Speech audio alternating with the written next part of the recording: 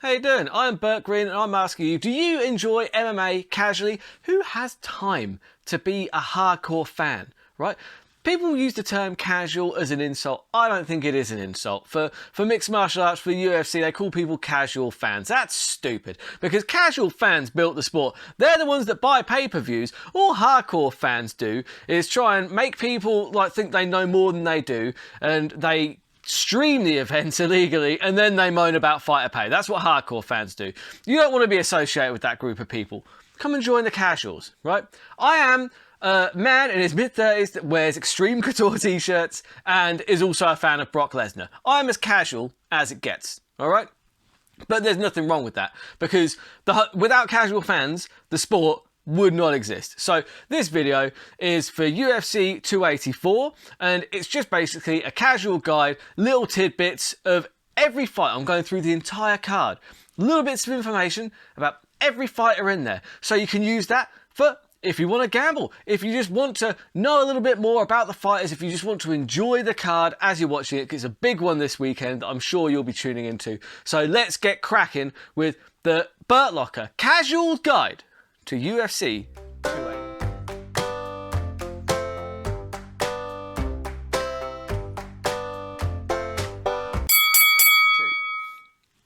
So the first one we've got in the 155-pound division, that is lightweight. You've got Zubaira Tukhugov against Elvis Brenner. Now, Tukhugov is 20-5, Brenner 13-5. Tukhugov is a Russian kickboxer from AKA. He's also a master of Sambo. Elvis is a Brazilian submission guy. It doesn't specify his rank, but he's got quite a few submissions. He's probably a black belt. He's from Brazil. He's got submissions in the UFC's probably a black belt. Elvis is a little bit taller. I like Elvis by submission in here. Tukhugov has been submitted before, but if it stays on the feet, it's probably Tukhugov's fight. Then you've got Shane Young versus Blake Bilder. 13-6 for Shane Young, 7-0. Undefeated for Blake Bilder. This is in the featherweight division, 145 pounds. So you've got Shane Young, he's from New Zealand. He's an all-rounder, so he's coming off 2 losses. Obviously, it's in New Zealand, so it's in his neck of the woods, as this one is in Perth in Australia. Blake Bilder, he's an undefeated guy from the US. He favours submissions, generally speaking. Shane Young is at least on his home turf here, so Young is younger as well. I would just throw that out there, and that's about the only advantage that he has, honestly. Both of them are about 5'8". Young needs to keep this one standing, right, or he's going to take a nap courtesy of a choke. He's not been submitted before, but if this goes to the ground, Blake Bilder is going to have a field day. Then you've got Loma Lookboonmee versus Elise Reed. This is the female strawweight division. 7-3 for Lookboonmee, and for Reed 6-2. Now, Lookboonmee is a Muay Thai fighter out of Thailand. She's got lots of decisions, but I've watched a few clips of her. She's got excellent leg kicks. Her kickboxing's very good. Her Muay Thai is very, very good. Now, Elise Reed, she's from the US. She's a striker, 2-2 in the UFC. She has a slight height and reach, so that could be an advantage for her, but I'm going to take Lookboonmee by decision for no real reason at all, other than she's quick and she's got excellent kickboxing, and I feel like if Reed is going to play that game and stand with her, she's probably going to get outpointed to a decision. Then you've got Jack Jenkins versus Don Shanies. Jack Jenkins 1-0 and Shanies 12-4. I don't think that 1-0 for Jenkins is accurate, because Sherdog actually has him at 10-2. 5 knockouts, and he got a big TKO in Dana White's Contender Series, which is why he's gotten this opportunity here at the UFC in Perth. So, as I said, Jenkins from Melbourne, home field advantage there. So Shanies, you've got from the US of A. 8 knockouts. He usually gets the knockouts with his hands. He's predominantly uses his boxing. I will take the home field advantage here, all right, because it's going to be a big advantage when they're over in Perth. That's a hell of a flight for an American fighter, and if he's literally from Melbourne, that's a drive for Jenkins, I'd imagine. I don't really know. It might not be a drive. It probably is a drive. It could be a long one. Anyway, that was the early prelims. Now we move into the prelims. The first fight on the main card for the for the prelims is a really good one, to be fair. Jamie Mullarkey, 15-5 against Francisco Prado. That's a 155-pound division. Now, Mullarkey, he's a really good all-rounder. Excellent last name as well. I love that. Mullarkey. Stop all this malarkey. Yeah, anyway. Mullarkey, he's tough as hell. One of his main attributes is that he is tough as old boots. He really is. He's so difficult to beat. He's got an awkward style. He's hard to read. He's got a great chin, and he does usually look for the knockout. He's a little bit of a headhunter, is Mullarkey. Now, Prado, he is, in fact, 11-0. He's an Argentine beast, all right, this lad. He's 20 years old, and honestly, he looks like a killer. He's got 11 wins, and they're all finishes. It's basically pick your poison. Do you want to get submitted or do you want to get knocked out? He kind of is good in every area. Now, I don't know much more about Prado other than he has a medal around his neck on his Sherdog picture. So that means he's either good at wrestling or he had a good sports day back in school. I don't know. Either way, it probably means something. He looks like an absolute killer. Look, I was leaning towards Mullarkey at first, but in researching Prado, he seems like he might be a bit of a beast. Undefeated, 11-0. I know he hasn't fought UFC guys yet, but 11-0, all finishers on any MMA scene, and he's only 20. I'm taking Prado by finishing that one. Francisco Prado might well be a name that you'll see come back in the future. Looking forward to seeing how he gets on, actually. Because putting him against... That's the other thing. With Prado, it kind of speaks to how much the UFC think of him already, that they're putting him in against Jamie Mullarkey in his UFC debut. That's a big statement. They obviously think he's pretty good, or they're struggling to find fights for him. Fair play to Mullarkey for taking that one. There's a lot to lose and not much to gain, really. Shannon Ross against Clayson Rodriguez, 125-pounders. So you've got Ross at 13-6, Rodriguez at... what is he? I don't even know what his record is, sorry. Shannon Ross, basically, he's called Turkish Delight. He's 12-6, apparently, on Sherdog, 13-6 on the UFC. Their records are all over the place, really. But it does say he's got 5 decisions, 6 knockouts, 5 decisions. So I'm guessing he's a striker. He leads more towards the striking. He trains at Platinum Boxing Club. That's another clue, isn't it? So he's probably a striker, probably leads towards boxing. I hope that Platinum Boxing Club isn't like Mike Perry's gym, because we don't need any more loose cannons like Mike Perry out there. Like they broke the mold when they made Mike Perry. We don't need any more of him. Don't want any more of him. I know he was fun to have, but yeah, I don't know. Don't let him teach you defense. That's for sure. His defense is just breaking people's hands with his face. That's not the best defense anyway. Rodriguez's record, it suggests he's a good all-rounder. So it's hard to pick the method for him. I'm going to take Ross purely because his nickname is Turkish Delight. And for me, that is the best nickname on the card. So Turkish Delight to take the win. Any means necessary. Josh Kulibau versus Melisik Bagdasarian. Bagdasarian. Yeah, Bagdasarian. I think that's how you say it. So yeah, 145-pounders. Now you've got Kulibau has 4 fights in the UFC. His first one was against Jalen Turner, the Tarantula. That's a tough outing for your first UFC fight. That was rough. He did lose that one. He prefers to strike, and he usually either wins by knockout or decision. And he does have a 3-inch reach advantage in this one. So Bagdasarian, he's an Armenian cat. Right? Those guys, they don't mess around. They don't play. Right? He's literally either going to be doing this or he's going to be in an Armenian gang. If the Shield is anything to go by, that Armenian gang in the Shield were nasty. I'm being influenced by one TV show that I saw, basically. That makes me scared of all Armenians, effectively. He's a kickboxer. He's got 7 wins by knockout. He's got 7 wins, 5 of them by knockout. I do apologise. And yeah, I'm going to take the Armenian by KO, just because I think they're nasty bastards when it comes to fighting, and mostly because in the Shield, the guy cut off people's feet for some reason. It's good show, the Shield. Definitely check it out. Chickless in his heyday. Tyson Pedro versus Modestas Bukauskas is the prelim main event, as it were. That's an excellent fight. 205 pounders. That's the light heavyweight division. So you've got Tyson Pedro. Effectively, he is an Australian fighter. He had a lot of hype at one point. Then he got injured, and then he's come back recently, and he's just been looking absolutely sensational. He's a great character. Great fighter, 6'3", he's fun to watch, he's got devastating leg kicks. In a nutshell, that is Tyson Pedro. Bukauskas, this is his second UFC run. His first UFC run was ended by Khalil Roundtree when he crippled him with that stomp kick to the knee. Absolutely crippled him.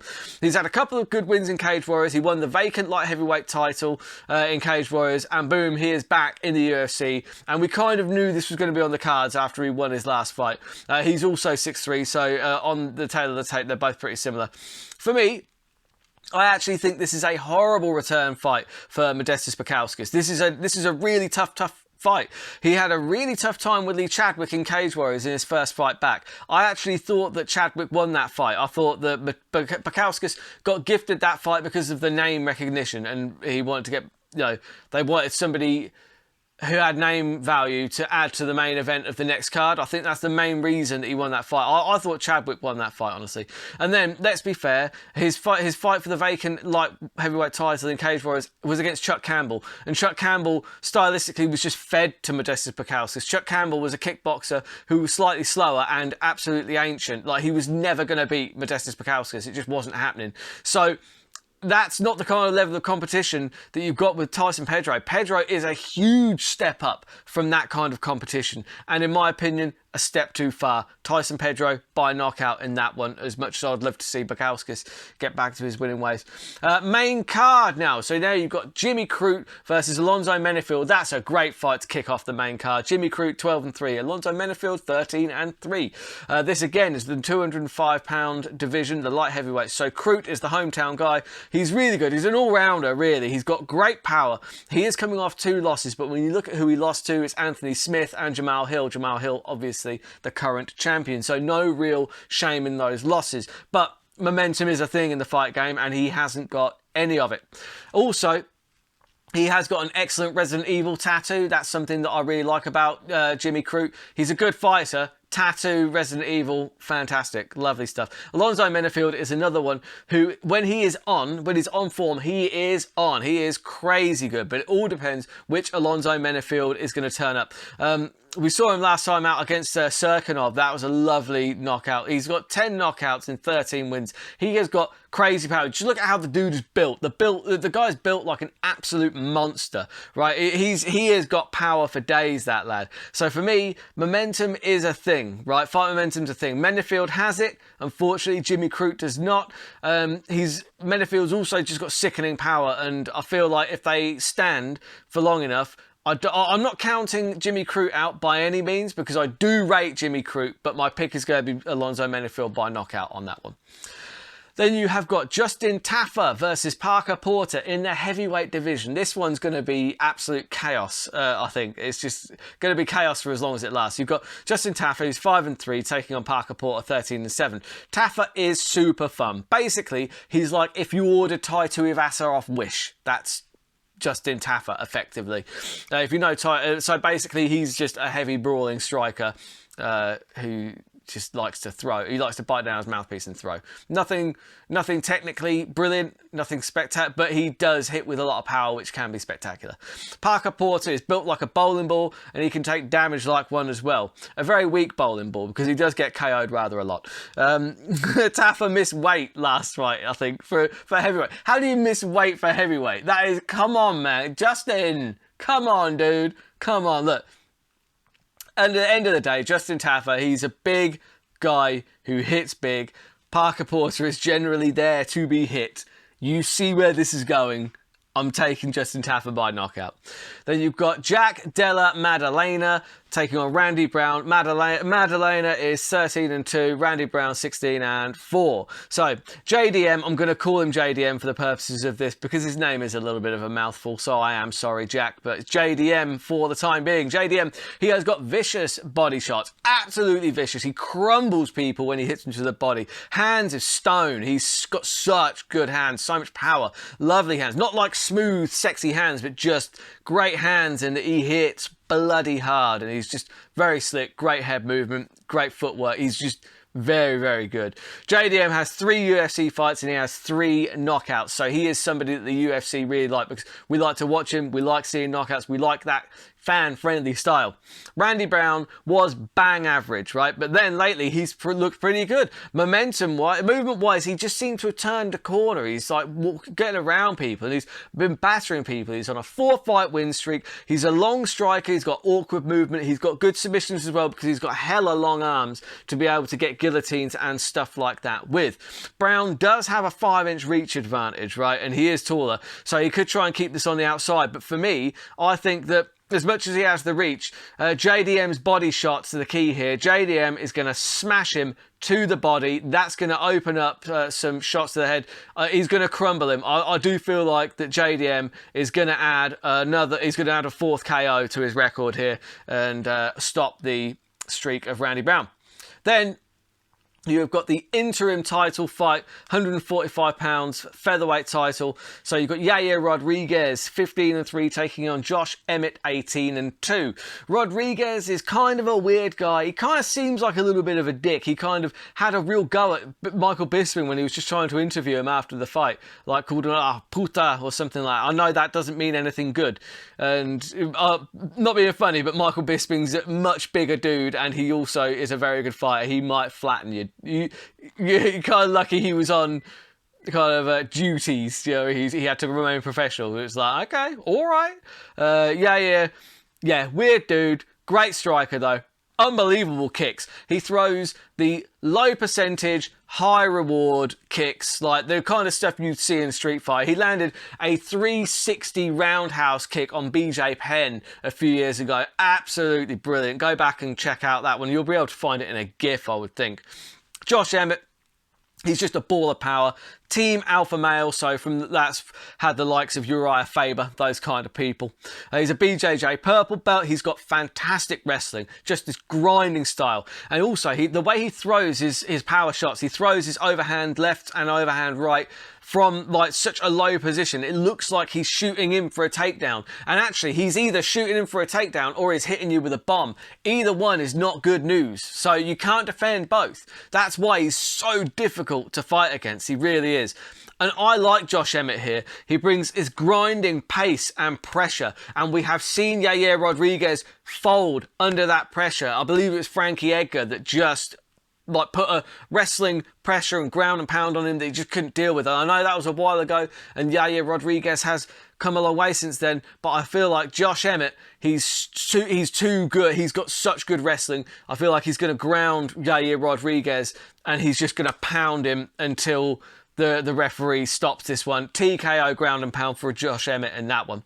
Then you've got the main event, the one that we've all been waiting for, the 155-pound title fight. Islam Makhachev, 23-1, taking on Alexander Volkanovski, 25-1. Volkanovski is obviously the current reigning featherweight champion who is going up to fight the reigning lightweight champion. We love that kind of champ kind of thing. You know, you've got the Volkanovski is going up a weight class, and this one stylistically it's personality versus wrestling, isn't it? That's all it is. Like, because not being funny, I respect everything that Islam Makhachev does. He's just technically brilliant, you know. He's able to just steamroll over people, and it's that grinding Dagestan style. He's Khabib's protege from AKA, and it's a very similar style. He will strike enough to get you to the ground and then just get the submission. And look, it's technically brilliant, it's dominant, but that kind of dominance, I don't know if I can do another 5 years of that, honestly. I really don't. I don't know how much I'll pay attention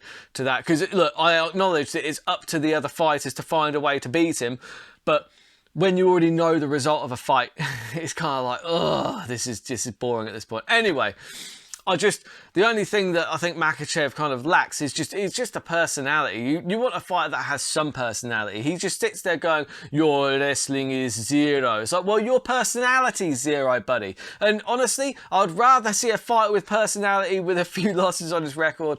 And I don't know, it's actually fun to watch fight where you don't know what's going to happen, where there's a bit of chaos. And that's why smart money would be the Islam Makhachev by submission, because he is going to be bigger. There's a reason he's at lightweight. He wouldn't be able to get down to featherweight. Volkanovski makes featherweight fairly easily, although Volkanovski did once play rugby.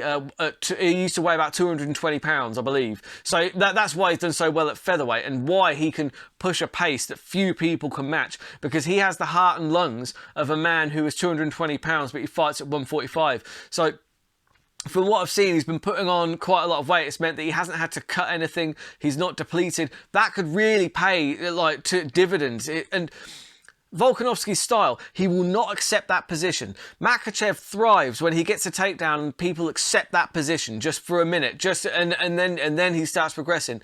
But if you think you're taking down Volkanovski and he's just going to accept that position, he will not. He's going to be straight back up again. And that's if you can get him down at all. And if Makhachev can't get him down on the feet, I do feel like Volkanovski could have a field day. When you look how technically brilliant Volkanovski's kickboxing is, his footwork is sublime, absolutely perfect. When you watch him against Max Holloway in the third fight, his footwork was so good. He was able to go in, throw his 3-punch combination. His footwork had him out of the way, not taking any shots. It was perfect. If he can keep this fight on the feet, he's got more than a chance against Islam Makhachev. I think on the feet he runs rings around Islam Makhachev. And we've also seen Volkanovski in some dangerous positions against Ortega. Ortega had that guillotine that was really tight and the triangle. And to this day, nobody knows how Volkanovski was able to just get out of those. Because the thing is, they were on so tight. It's like, how do you beat a guy that doesn't need oxygen, apparently? Like, he was... those chokes were in so tight, and he just, through sheer force of will, was just able to not tap and then eventually get out of them. For me, look, obviously, Makhachev is going to be the favourite. He's the bigger guy. He's the bigger weight class. But you've also got to look at it as, look, Volkanovski hasn't got anything to lose here, because he's already coming in as the underdog. His title is not on the line. There's a freedom to that. He can go out there and he can have some fun. He's going to be difficult to take down. If Makhachev wins, I don't think it's going to be a steamrolling. I really don't. For me, I am Team Volk all the way. I'm not going to pretend otherwise. I feel like Volkanovski, he's fun to watch fight. He's technically brilliant. He is the #1 pound for pound right now, because Makhachev's got one title defense. Volkanovski's got a personality. He's fun. You could go and have a beer with Volkanovski. It would be fun. I think that Islam Makhachev, he's so goddamn boring. He's the kind of guy where the book club hopes he isn't coming. Do you know what I mean? Because all he does is just read War and Peace over and over again. Just be real depressing about shit. Come on, man. Anyway, I am Team Volkanovski all the way. That's my heart ruling my head, and I understand and appreciate that, but I'm still betting on Volkanovski. I would say it'd probably be a decision over a finish, but Volkanovski can push a pace that can really cause problems for people. And Islam Makhachev, he hasn't been really pushed. I think that we'll see what Islam Makhachev is made of when the pace is set at higher than he is used to. And that would be a key for Alexander Volkanovski to win this fight. But I'm interested. It's very, very interesting. I cannot wait for the fight. And yeah, we'll see how these will turn out next week. So until then, keep all those odds long, those bets terrible. Do me a favour, hit subscribe. Just hit the subscribe button. Anyway, thank you.